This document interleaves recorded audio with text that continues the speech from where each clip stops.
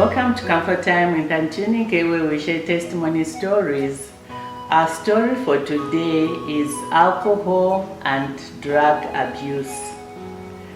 In the Bible, it says, "Bring up a child in the way that he should go, and when he's old, he will not depart from it." That's Proverbs 22, verse 6. So, when you look at now these days, drug and alcohol abuse is so rampant. We have taken it up as something normal because we just keep on saying, oh, there's so many junkies, this is a junkie. And you know, as we used to talk, or we still talk about HIV and AIDS, we say you are either infected or affected. And I think in these days we have families, so many families that have at least one member in their family who is a junkie. Why is this so? Is it that we are not bringing the children up the right way, or where are we getting it wrong? I know that most children may not have the ideal kind of family setup, and in most times it's not their fault. Sometimes parents die, sometimes parents divorce, or sometimes the mother and the father never got married. So there are many reasons why this comes to be. And sometimes there's just no reason, it just happens. And this is so sad because you know, you find parents, good parents who have put in their everything to make a child be a good child, to go the right way, and yet they end up being junkies, as we call them. Meaning that the parents, you know, they don't understand, where did I go wrong? I did everything, and my child still ended up like this. And you know, there's a lot of stigma, a lot of shame as a parent that you feel when your child is like that. So it's something that I thought we needed to talk about. Whether or not you agree or not, I would be grateful to hear your comments in the comments below, because I know when you talk of the Bible verse that says teach a child the right way to go, some say that verse is a promise, and some say it's not. So what it is, please let me know what you think it is. Is it a promise or is it not?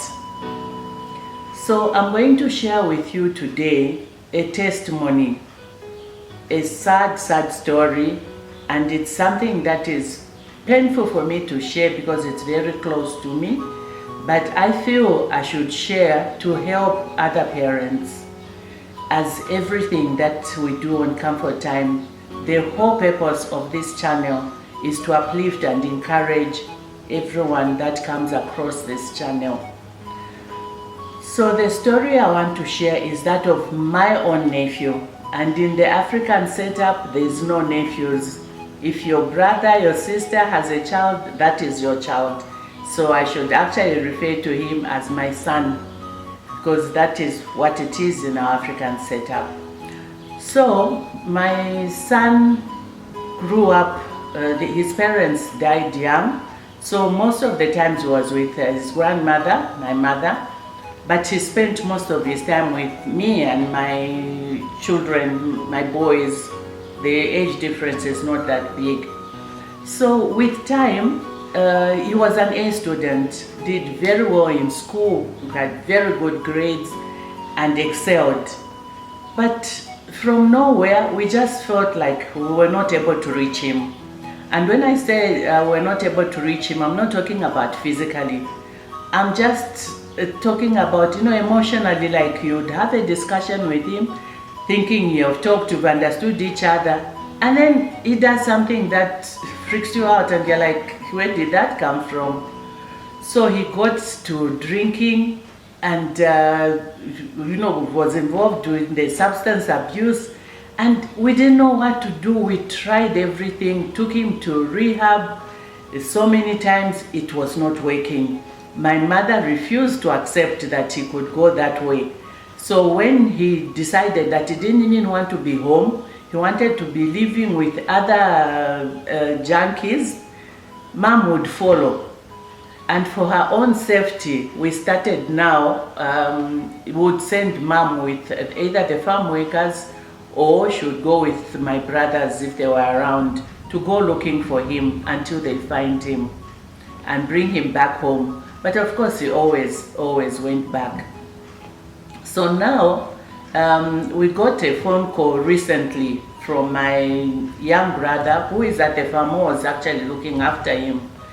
And he said, this guy is very sick, he's in hospital. So I'm with him at the hospital. And one of my sisters said, okay, I'm coming, I'll come and join you, take care of him. So she went there, and then she sent us photos, which you can see in the video, of how he was burning. He was burning from inside out. And the doctor said it was a condition called pellagra, a substance abuse condition. So we didn't know what to do.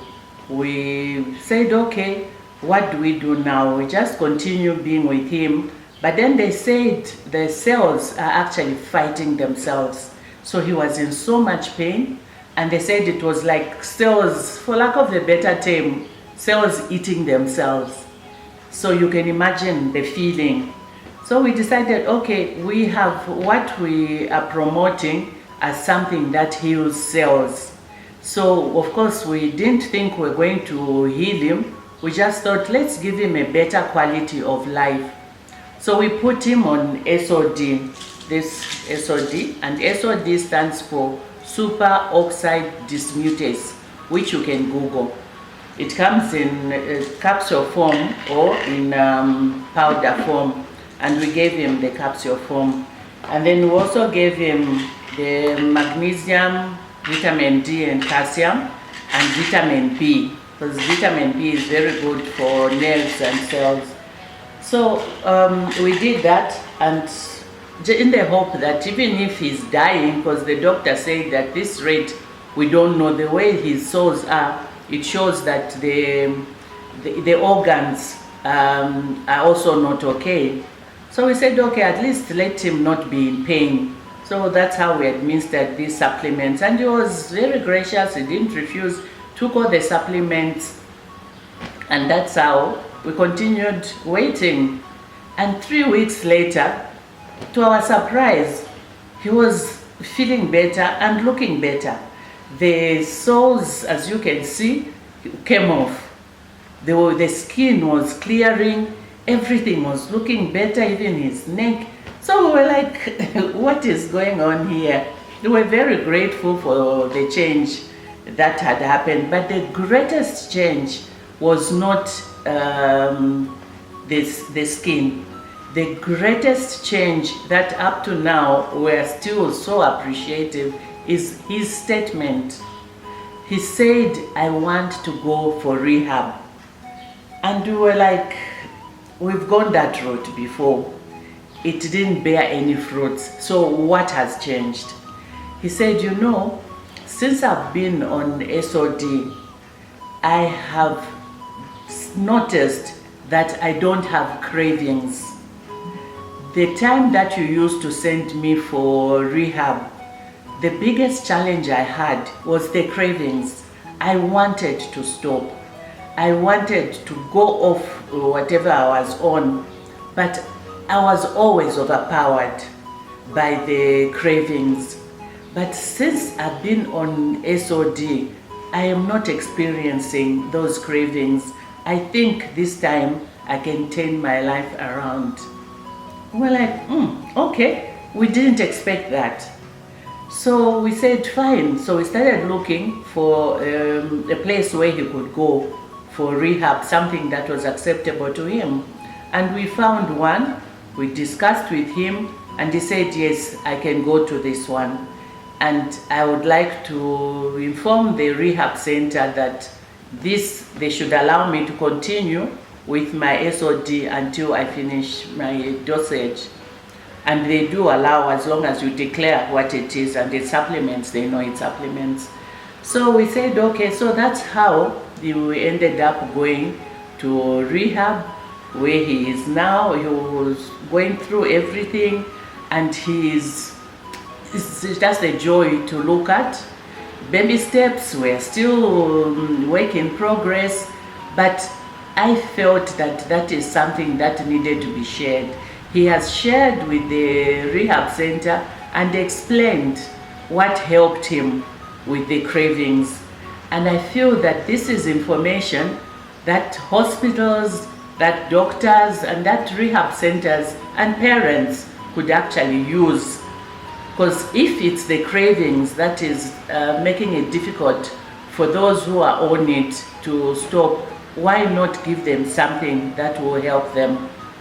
So I thought I should share that, and from there he has agreed on his own that he would like to share his story and also help others. So he wants what he has gone through to be his ministry, to help other people who are being called junkies.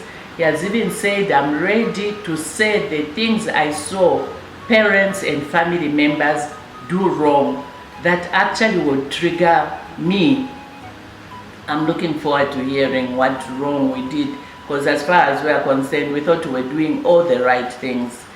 But he says he will share, so we'll call that part 2.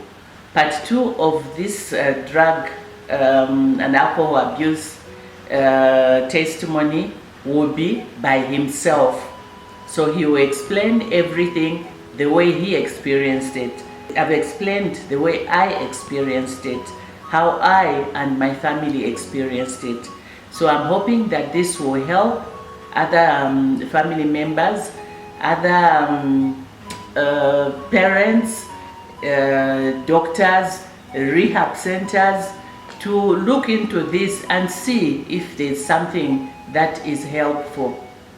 So thank you very much. I hope that this has helped you, and I hope that you will take it up and help other people and share it. So I pray that you will share this video very much, so that other parents, other clinics, other rehab centers can see that this is something that is actually useful. Because if it's the cravings that it takes care of, then why would we not want to try it? I'll look forward to hearing from you what you think of Proverbs 22 verse 6. Is it a promise or a warning? Please share with me your thoughts. Also, I'll link up the video on SOD for those who may not know what SOD, Super Oxide Dismutase, which you can Google what it is. And at this point, I would like to ask all of you to please like this video, because when you like, YouTube will then share it with other people who may not have access to it otherwise. I'd like you to share to help other parents, hospitals, doctors, clinics. And also, please don't forget to subscribe, because it's only when you subscribe that this channel can grow. So Comfort Time continues. Stay blessed. See you in the next video.